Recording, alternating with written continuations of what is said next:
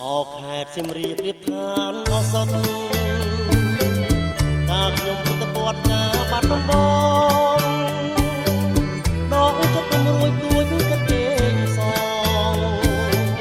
តែបាត់ដំបងបងស្ម័គ្រចំបាឥឡូវបានយល់ចំបៃសៀមរាបរហូតជ្រួតជ្រាបពោពេញអរា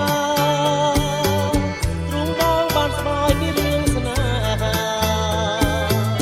ដើរកាយចំបាឲ្យរៀមត្រៀមក្រំរយព្រួយរយនឹករយសែនទន្ទឹង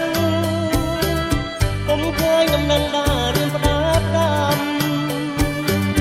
កូនឡងផុតទៅជាយូរខែឆ្នាំ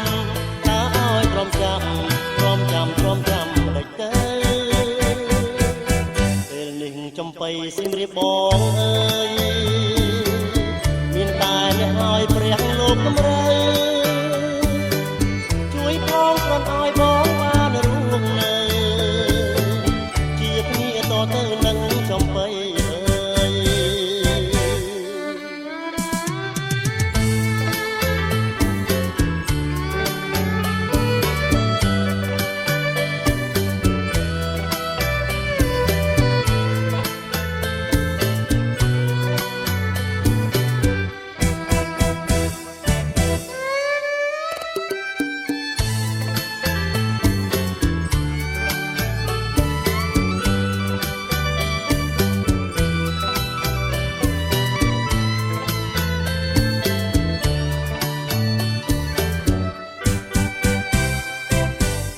ព្រួយរយនឹករយសែនទន្ទឹង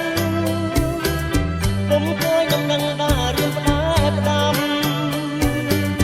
នឹងឡងផុតទៅជាយូរខែឆ្នាំតើឲ្យទ្រាំចាំដេចទៅពេលនេះចំបៃសៀមរាបបងអើយមានតែ